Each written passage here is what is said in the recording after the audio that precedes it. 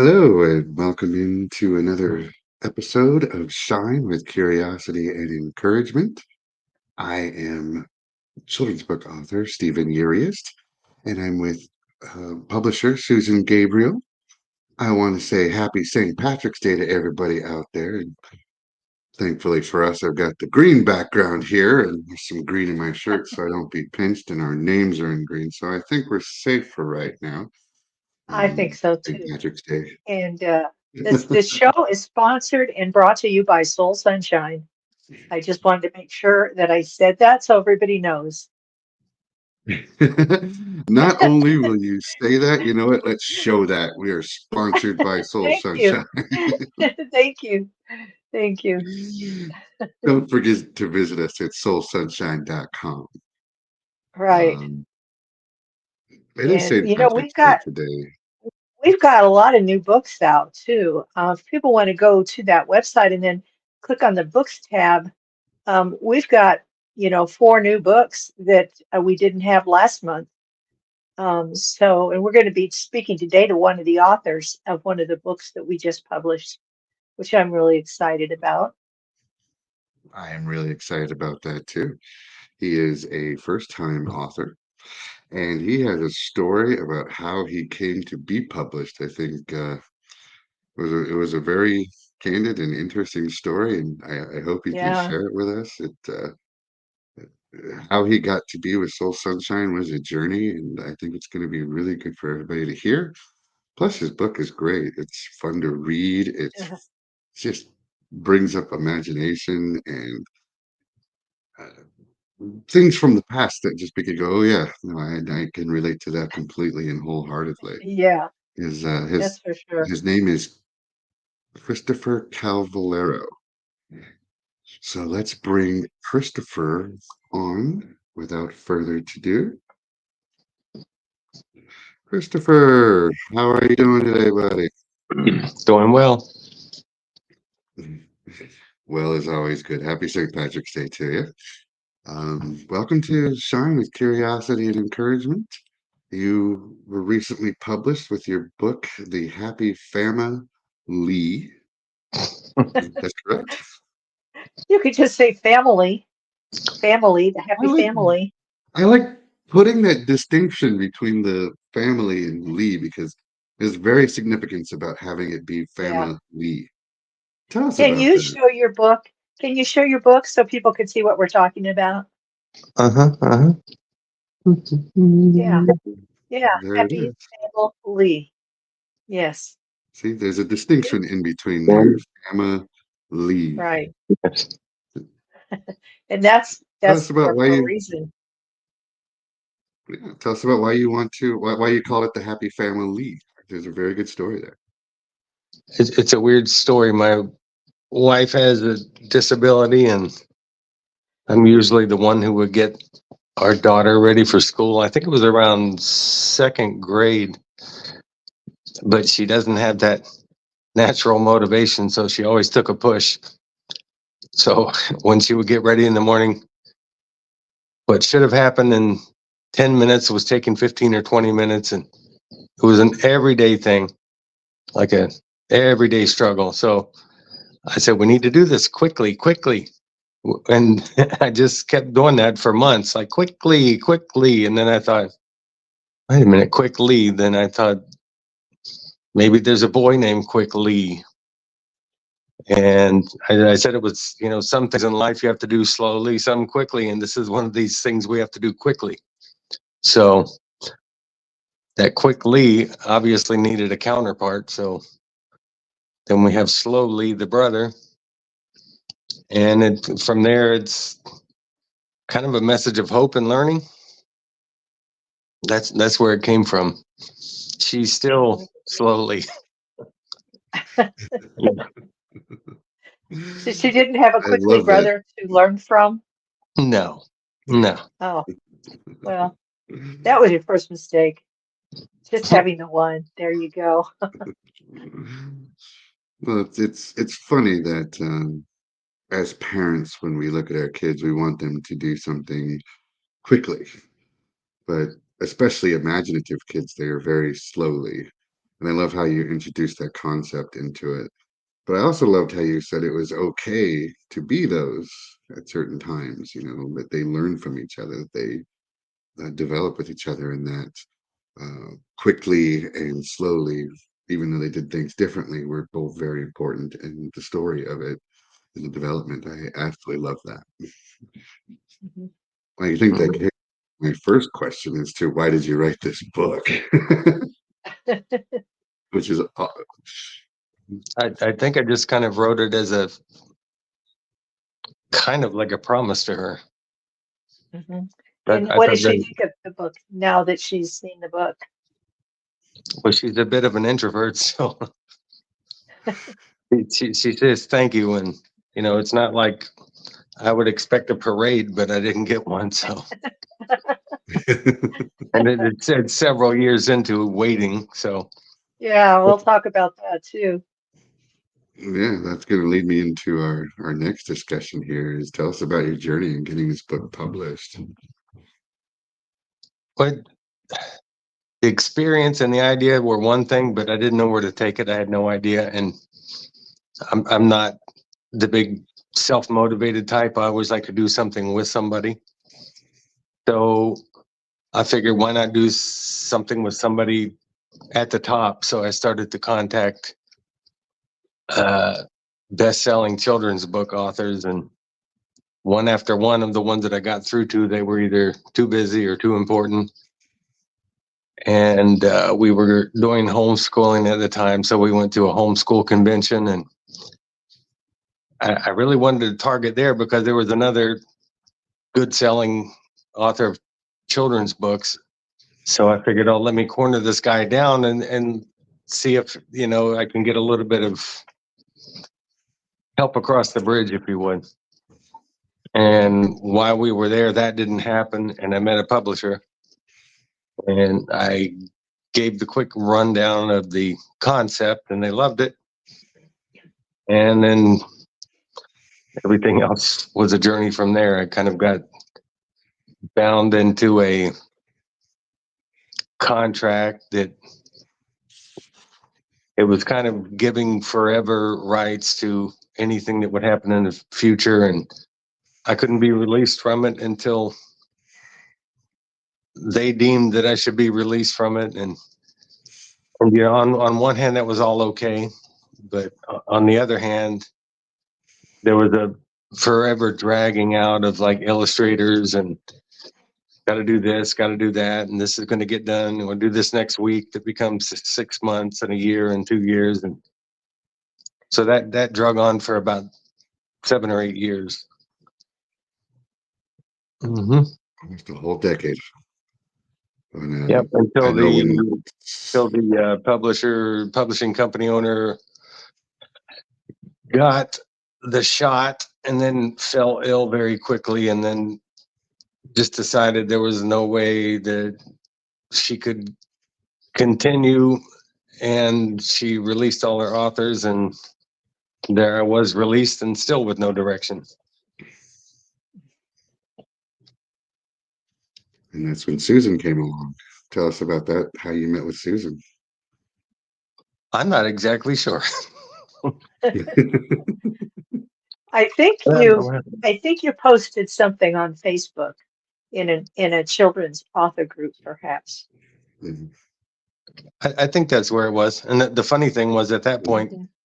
the other thing I didn't say is during the other difficult period, the entire book had actually already been illustrated and paid for. I mean, it was right at the point of formatting, and it still didn't come out. So Mhm. I don't know. I don't overthink that. It was sometimes I like Yeah. to think like it's like that put me to where I'm supposed to be. Mhm. Mm-hmm. In a lot of instances, it is correct. I mean, we go through these struggles in life to help get us ready for when we are ready to actually get to that point. You went through a lot, and when Susan read that contract and told me the details of it, I was astonished that any publisher out there would even have something like that in there. And then to go 7 years without doing anything with it was like, okay, what is going on here? It was a blessing that Susan came along at the time that she did. And it's all been like fantastic since then. And now you have the book in your hand. Tell me about that moment there when you first opened up that package and you saw your book in your hand in physical copy. But it's kind of a weird thing because it's surreal to the level that I still can't quite swallow the impact of the completed book.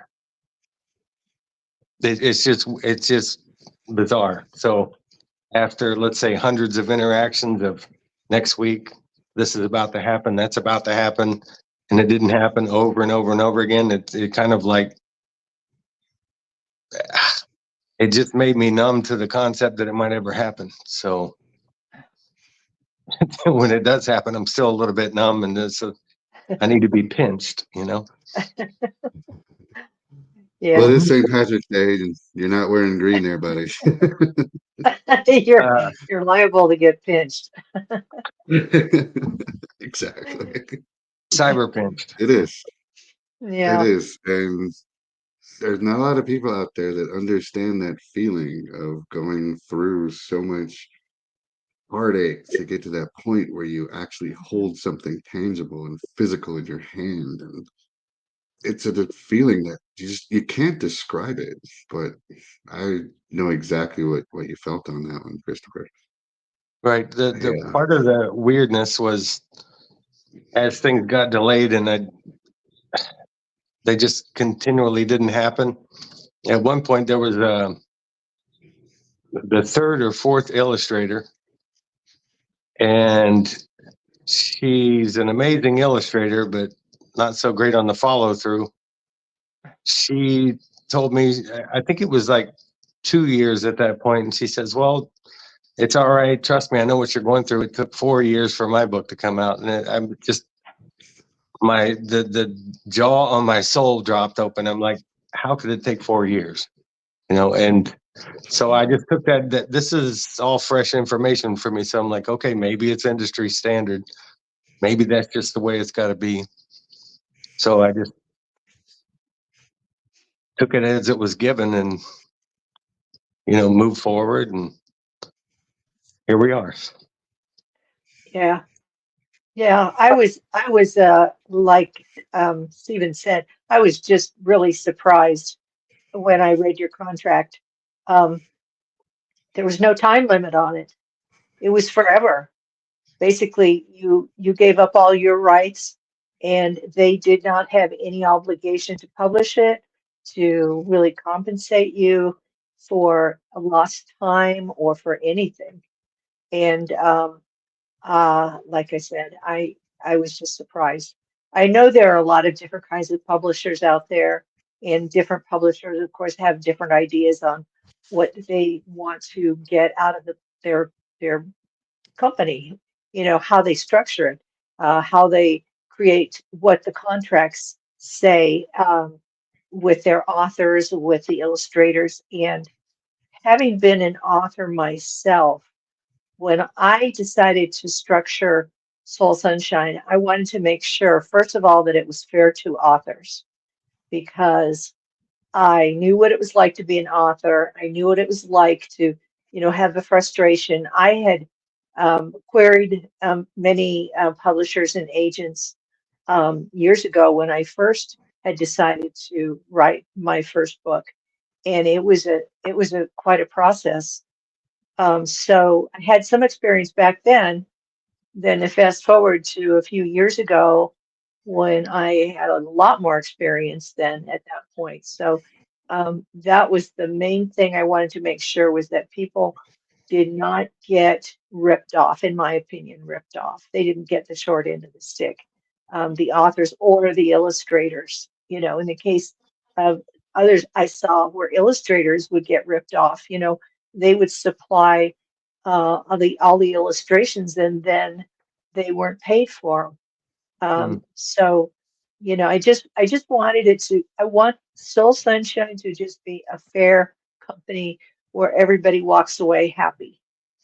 And so, are you happy?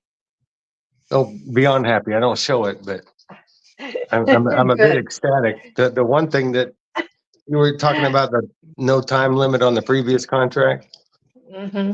Yeah. it was a little dirtier than that. I don't know if it was intentionally dirty, but there was something like a 5-year limit, and when it hit the 5-year mark, I'd recalled that I had seen 5 years in there, and That's then I went. right. I pulled the contract back up, but it was like a trap door. It said Hmm. something along the lines at a 5-year point, I could. There was the option to do whatever, but it was at the publisher's discretion. Yeah. Meaning Right. that if they didn't want to release me when that time came, Right. then they didn't release me. Right. Yeah. It's the same way with suing the government. You can't sue the government unless you get permission from the government to sue them. We found Mm. that out. So here I Yeah. am. And then when I looked at your contract, I was in shock again and again. So just like, I mean, this is the way it should be. Yeah. And you haven't Yeah. heard one negative peep from me because there's no negativity in it. It's completely positive experience. Yeah. I'm really glad. Really happy to hear that. I'm always happy when we have happy customers. Right, right. So, Absolutely. Yeah, and then Absolutely. the And illustration bit. It's to oh me that's yeah. Yep. that's almost as important as the writing. Hmm. It I mean, is. It to really hear is. the story is a great idea, but if it's not visually relayed Hmm. successfully, then it would take the wind out of it. Yeah, So exactly. then when, a couple more little, how about this one? How about that one? And then the Jason came Hmm. around and he like just really nailed the sentiment, the idea, and just helped Hmm. deliver it. Right. Yeah. Yeah. When I found the illustrators, I've got three or four of them now on my team that I use over and over again. And the reason I do that is because, they're talented. They're really good, and they all have different skills, but they are all very, very good, and they also have a lot of good follow through. They don't let something sit around for 6 months and not finish it. So it's just really nice to have some artists that I can call on and depend on. And you got one of the best that we've got. Yeah, the other thing that got me is when I considered like the time of the artist has value, and Hmm. I would like it to be illustrated throughout, but I don't want to ask. And then when I got it and then found out that it was completely illustrated, Hmm. I mean, and then like every single page and every scene, I was like just blown away even more. Hmm. Yeah, yeah. It was a great story too. I hope people out there that are listening will take a look at your book. It's on Amazon. If you get confused looking for it on Amazon, you can always go to soulsunshine.com, and in the books section under the books tab, the his Chris's book is there. It's listed, and if you just click on the Buy Now button, it will take you directly to Amazon. So that way you don't have to try to find it on Amazon, and you can just go directly to it from our website. And I'll Yeah. add delivery. I don't know what to expect, but delivery's been really fast for those who bought it. Oh, that's great. I Yeah, don't know I'm the glad to exact hear time, that. but I would say it's within a couple days, no Hmm. longer, of when they Yeah. click and buy, Yeah, that and they that's get it in the door. remarkable. And they have to create that too. They have to create the book. So it isn't like it's necessarily something that's just sitting on a shelf like a can of beans or something. It's Right, right. And something I that's like that better because manufactured. the previous publisher was talking about besides some negatives like, oh, the children's books just aren't making money and this and that. Uh-huh. Supposedly the previous method, like before the capabilities of Amazon's technology, like a print on Uh-huh. demand, Yeah. was that they may have to order and pay in advance for about 100 or 500 copies. Yep. That's And right. then, so the publisher sometimes would put that money out and then put the books in the physical stores. Hmm. But then if the physical store was disappointed with the performance of the book, they'd have to go back and buy it back. And That's then right. they'd have an overabundance of books in hand, Hmm. and you know they'd be swallowed in inventory if the book didn't take off. Yeah. So Yeah. I personally I love this print on demand method. Oh, it is. It's great. My husband's been in the printing industry for several years, and so I know that back in, when he first started in the printing industry, they had to have big runs because they had to do a special setup for every page, and then they would run them out on these big, huge sheets of paper and then slice up all of the pages. So it was quite a process, and the setup was very time consuming. So to set it up and run just like 10 was very expensive. So, to buy 10 books was maybe like $200 a book. It Right, was right. outrageous. So that's why they always would try to run large quantities. But yeah, Mhm. print on demand is great. It's really just basically a printer, like kind of printers that we use and that I've used in my companies. When I worked for different corporations, we used to do print on demand also when we would create marketing materials and things like that. So that is such a great technology, and it's just really moved the book industry forward. So anybody else out there, if you want to write a book, now's the time to do it. And you know a publisher. Yeah, I happen to know somebody who could help. That's a big thing right now. I know a guy. I know a guy. Know a guy. I You know a definitely guy. know a publisher now. So now that you're published, Chris, Yeah. and you have your book in hand and you're selling it and people are buying it, do you have any plans for any additional books? Ugh. Hold on a second here. The thing is, like, I have a I have a list because stuff floods in through my head all the time, and I never wrote it down. And these days, I kind of want to throw the date, the potential title, and the very like a brief description, so that if Hmm. 3 hours pass and I forgot what it was, the notes there. If 3 years pass, it's there. So I have a pretty long list of these. But the thing I like about this book is one of the things I like is like values teaching. Hmm. And the other thing I like is when, with it being a family, there's so much open space for all kinds of different directions. So if it does well, Hmm. I'd kind of like to just run on the same concept. hmm Yeah, we Concept. left a little bit of story there that you could actually do a takeoff on it and a sequel with Right, right, right. another happy family story. I I, like I had that.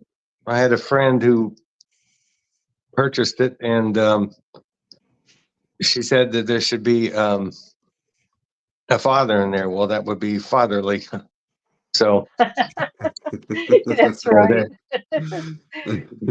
there Yeah. are so many different angles to take. It's just like which set of values needs to be told next, and Right. I do like that one because it's going to be painting that the father's not mentioned in this one.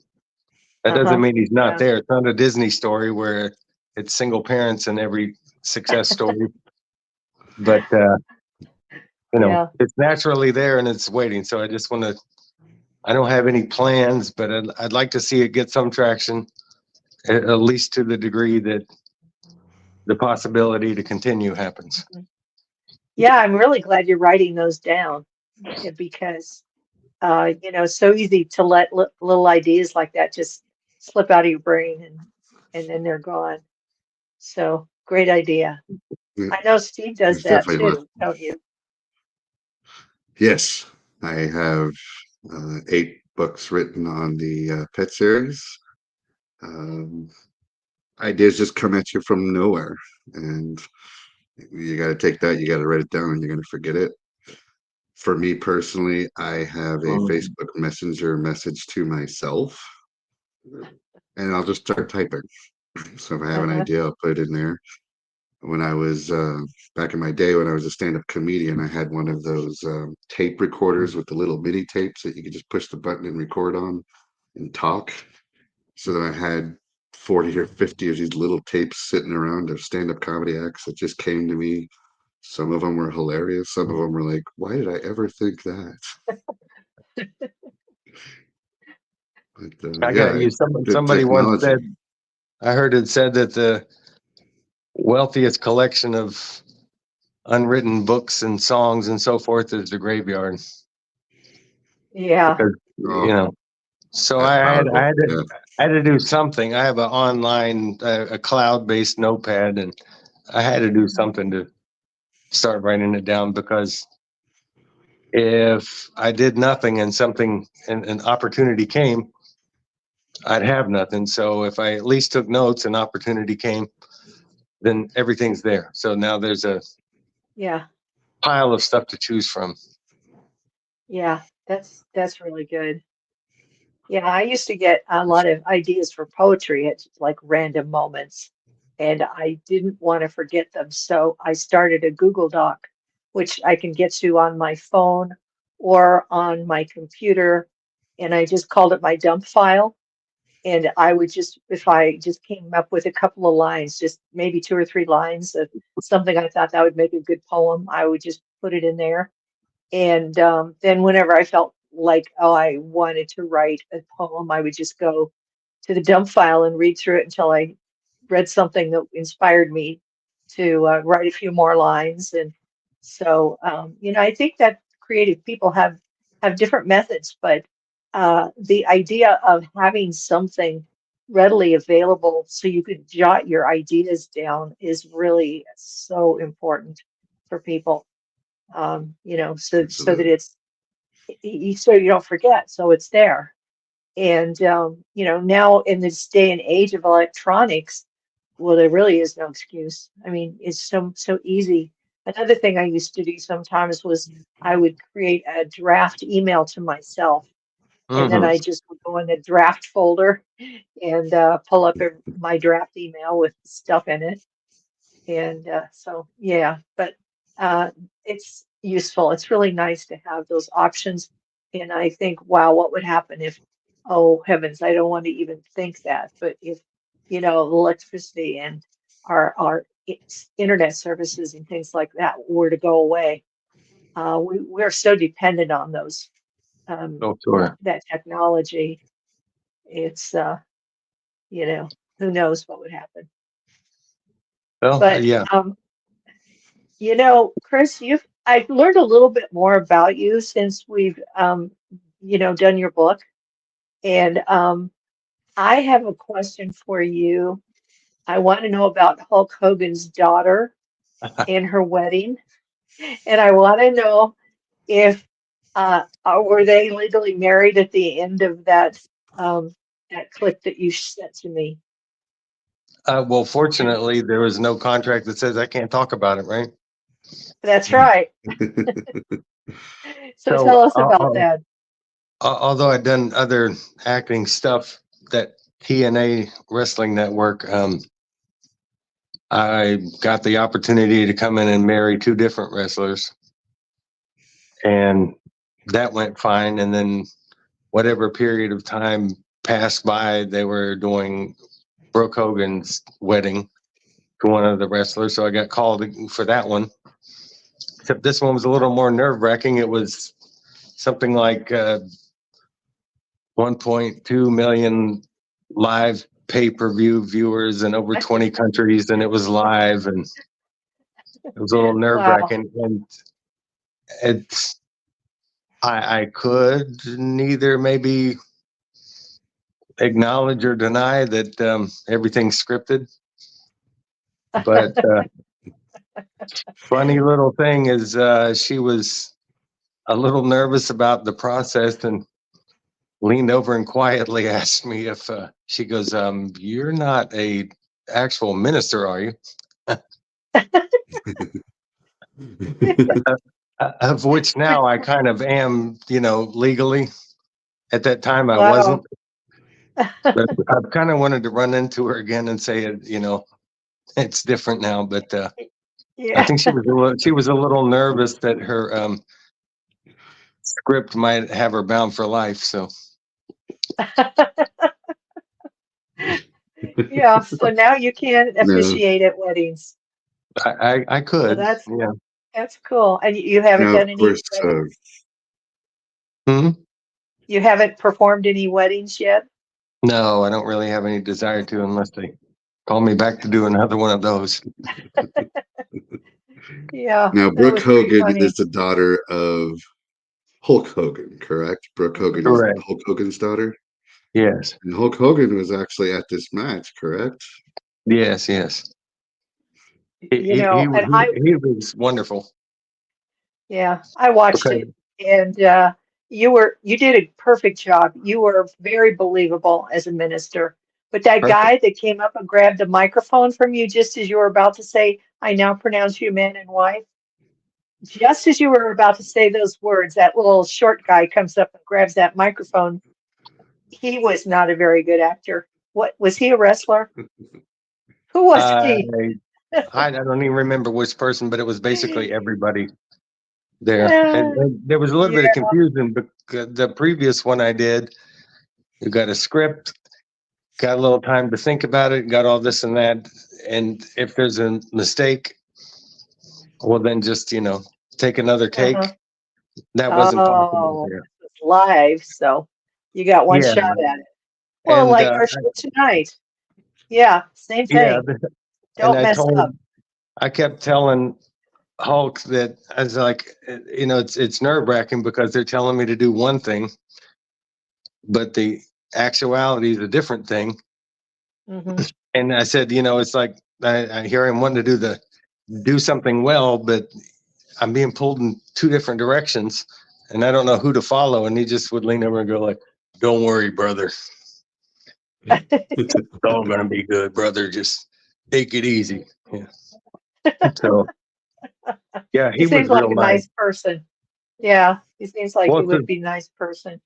yeah, and I don't follow his story closely, but supposedly when he was a kid, he was, I believe, like the only one in his family who had a desire to go to church. Oh, And really?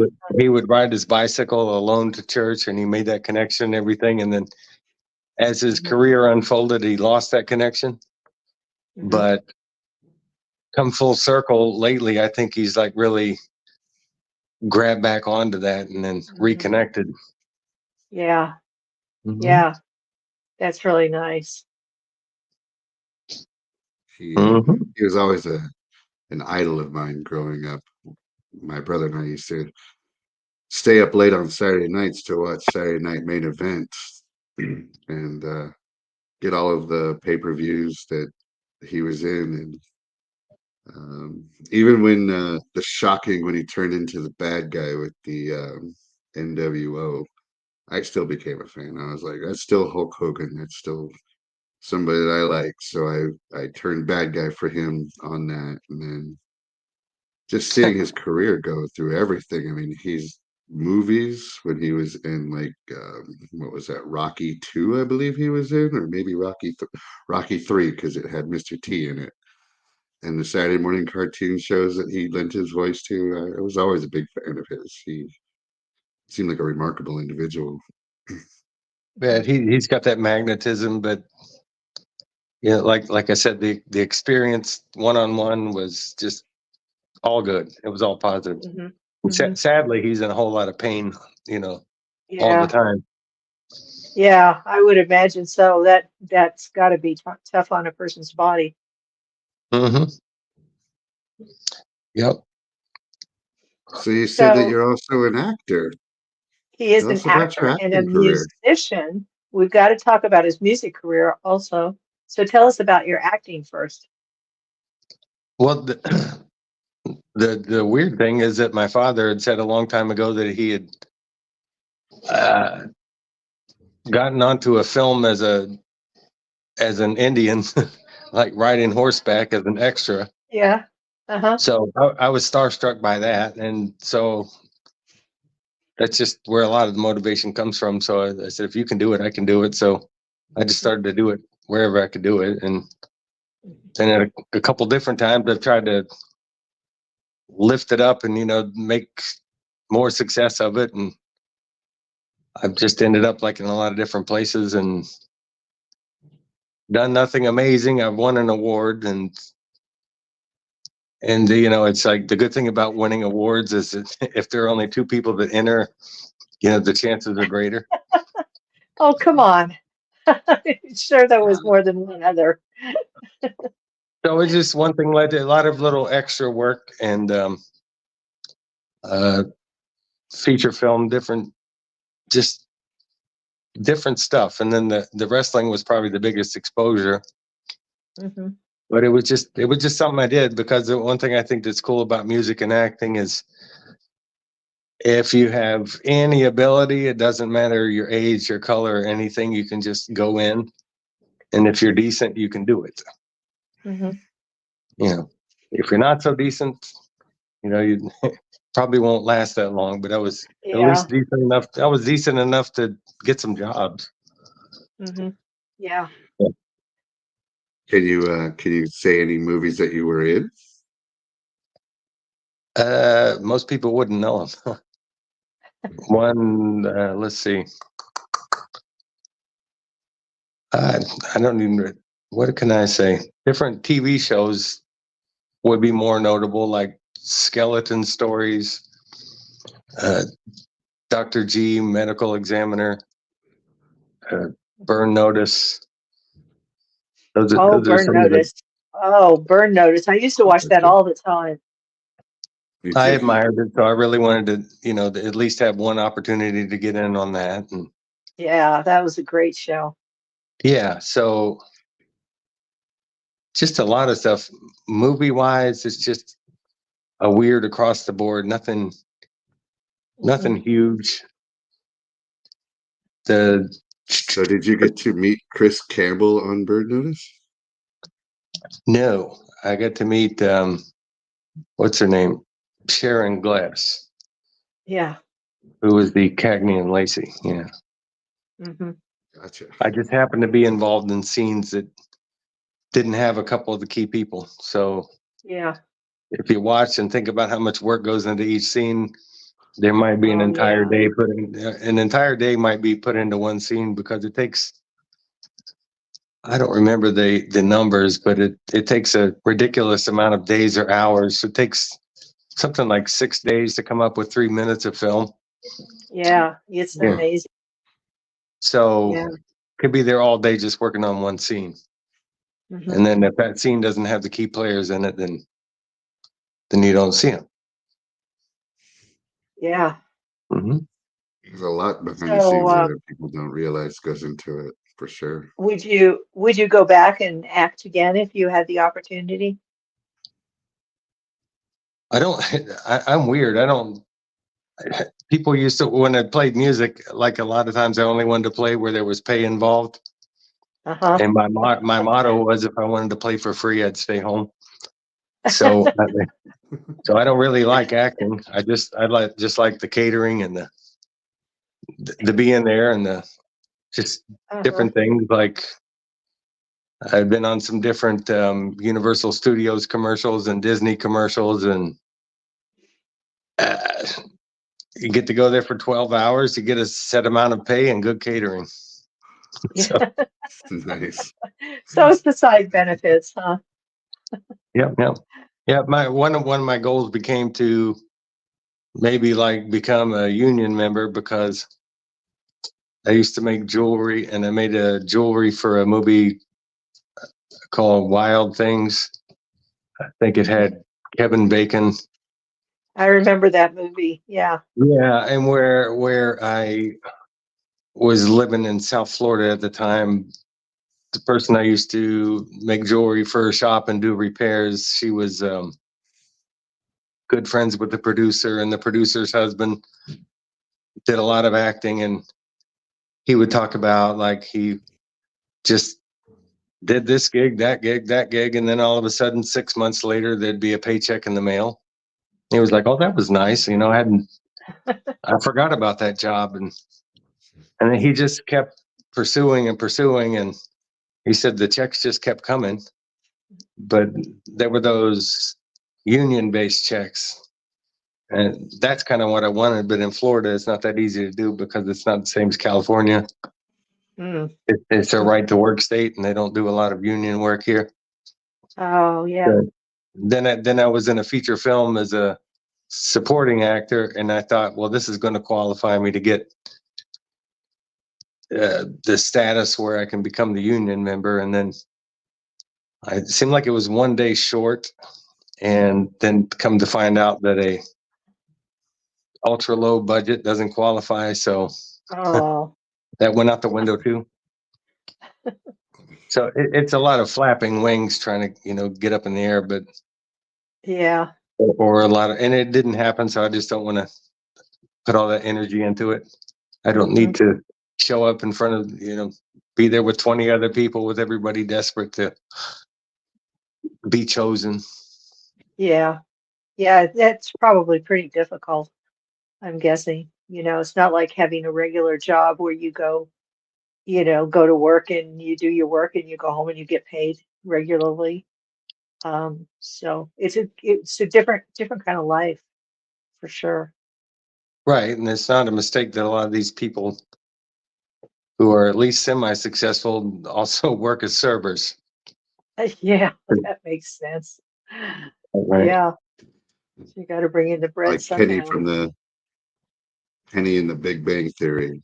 She was the Yeah, struggling actress right. who was still working at the Cheesecake Factory. Yeah, that's right. Right. So, but But the thing is you that said, if something takes off, Hmm. you get the residual checks.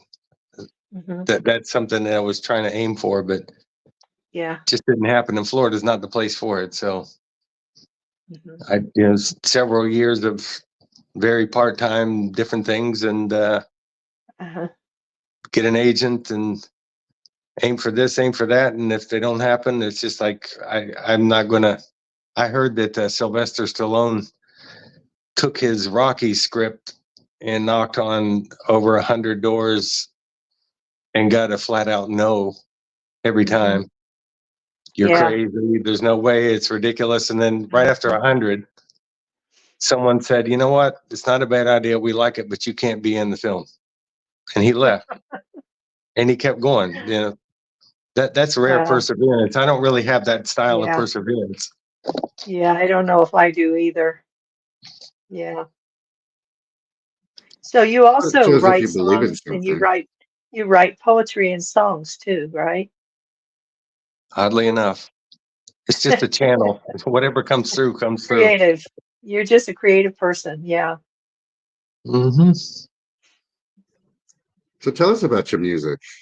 What your singer, songwriter, the instruments that you play. I've kind of quit playing, but it all started kind of pursuing what my father did again.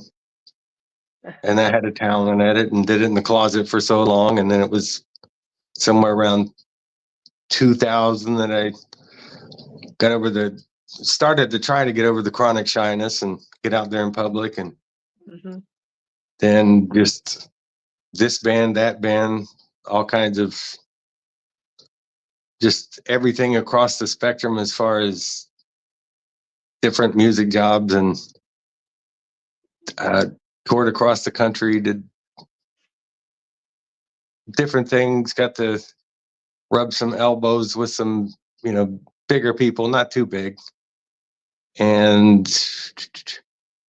that's just the performance side. And then somewhere around maybe about a year and a half ago, the ears started ringing and the hearing started to go. So, and the ears have, I think it's about 2 years now that there's chronic tinnitus thing. So it Mm, was another thing that wasn't worth pursuing. And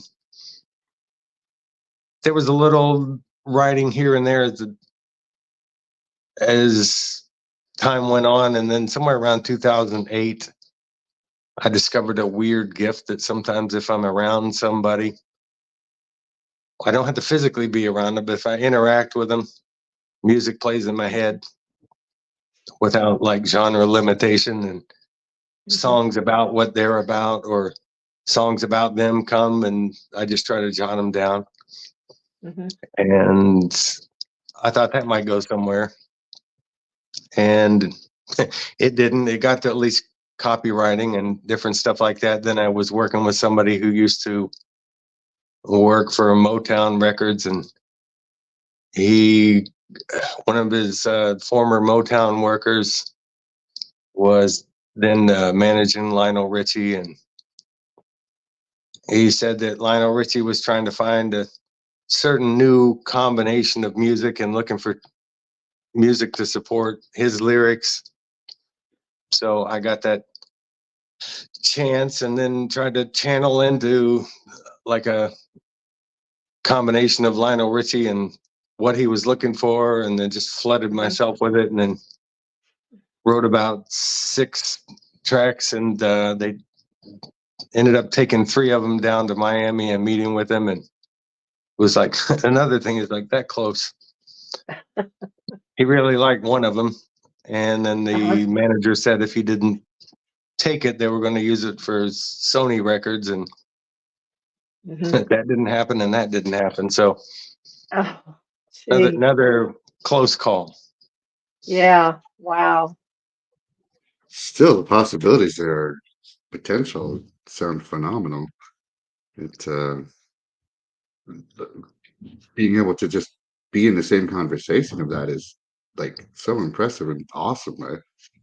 I really like that you're still doing it and still pursuing it and still pushing it. Mhm, And Ugh, man, I but really but hope that that but I'm kind of not, because when the hearing stuff happened, I was like finding the passion removed, but the motivation still mhm. comes up in spurts.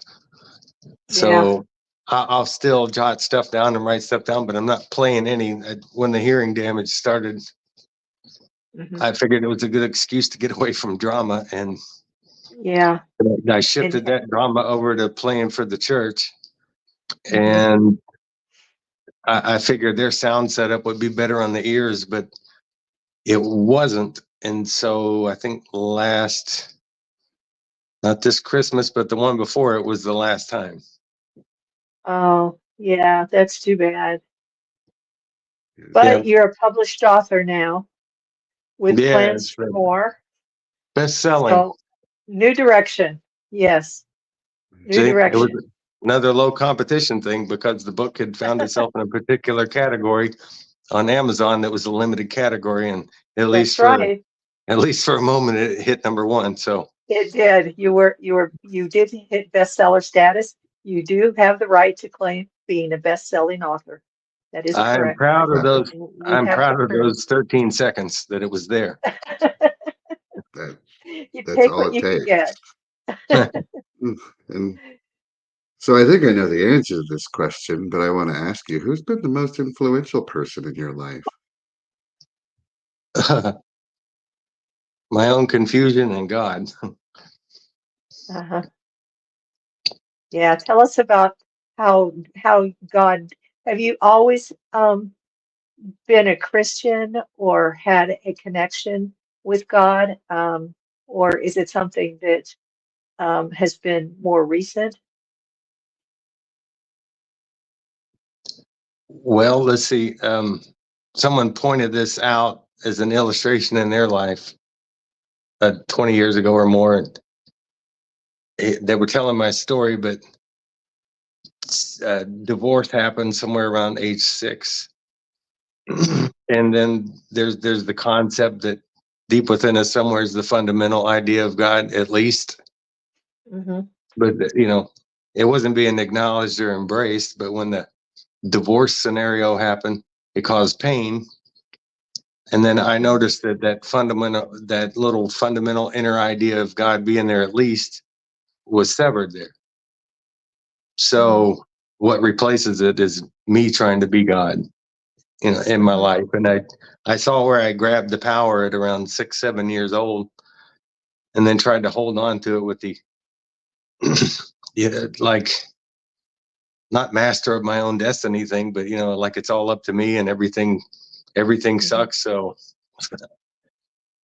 just, act accordingly. And everything kind of went down the tubes for years. And somewhere around 19 years old, my father had seen it and said enough was enough. So he took me to see somebody.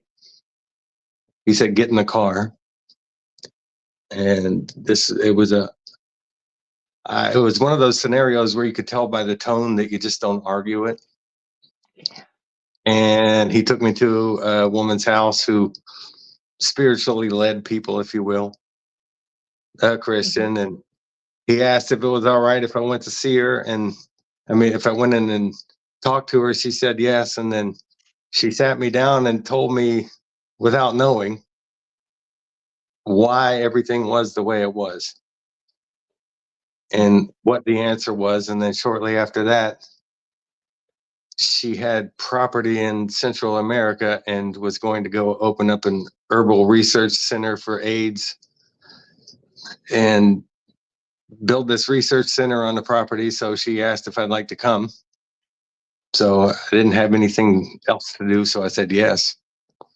So that started a short kind of radical journey. And I was kind of like, she was 68 at the time, I think, and I was about 20. And she would always be talking about God, always be praying, always be talking about it being the solution to things. And then during some of that journey, I was living with her kind of as a caretaker. And I would see her rely on faith, if you would. So that was the first time I took a conscious prayer. That we were living in North Florida, and I had I had to go clear stuff, which was basically like clearing compost or crap that had been laying around for years. And right around that same time, there was a catamaran on this property, and I'd asked the property owners if I could use it if I cleaned it up. They said yes. And then right after they said that, I didn't have a dime, and I said the prayer that I just need a bungee cord. So where was the bungee cord? This pile of fertilizer, if you want to call it, was sitting there for years, and I had to go clean it up. And right at the bottom of the pile of fertilizer were 2 bungee cords. Wow. So, I mean, some people say tell your bungee cord story, but it's so that's kind of where it clicked. So that was around age 20, somewhere around there. And then I figured if that works, then something else must work, and something else must work. And well, that could work, but this can't. But then I'd hear somebody else say that whatever other thing worked for them through prayer, if you will. And so then that's how my understanding kind of like deepened. The limitations peeled away a little more and a little more. And that's kind of how that start happened. Yeah. That's really cool. It sounds like your father was incredibly influential on your life as well. He was, but stories you've shared is he was a little odd, if you will, one of the brilliant types that never fit in anywhere. So it never really worked out for him. But yeah, influence, yes. So now that you have your children's book published and you went through this journey and you've shared these incredible adventures and things that you've done, which, by the way, If you ever play 6 Degrees of Kevin Bacon, you can get within 1 degree if you use Christopher Calallaro's name there. What advice would you give to your younger self? Um, buy Bitcoin. No, I don't, no, no. I don't know because I sometimes I want to think that way, but then I don't think it's practical. Hmm. It'd probably be wiser to give that advice to a younger somebody else. Hmm. Well, what But what would you give to a younger somebody else then? I have no idea.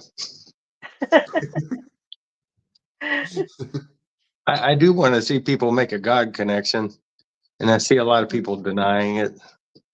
Mhm. But I heard a story a long time ago about a man who owned a trucking business, and he had thousands of employees. And at one point, he would give all of them a polygraph. And one of the questions on the polygraph was, "Do you believe in God?" Mhm. But it was on everybody's interview polygraph. Mhm. And statistically, they're going to be the certain number of people that are atheists. Mhm. Yep. And every single one of those that adamantly proclaimed that there was no God, it would always show up as a lie on the test. So Oh. so it's impossible to lie to yourself convincingly. So Mhm. I really Yes. don't like to see people live in the lie or buying the lie. I'd like to see more of them acknowledge Mhm.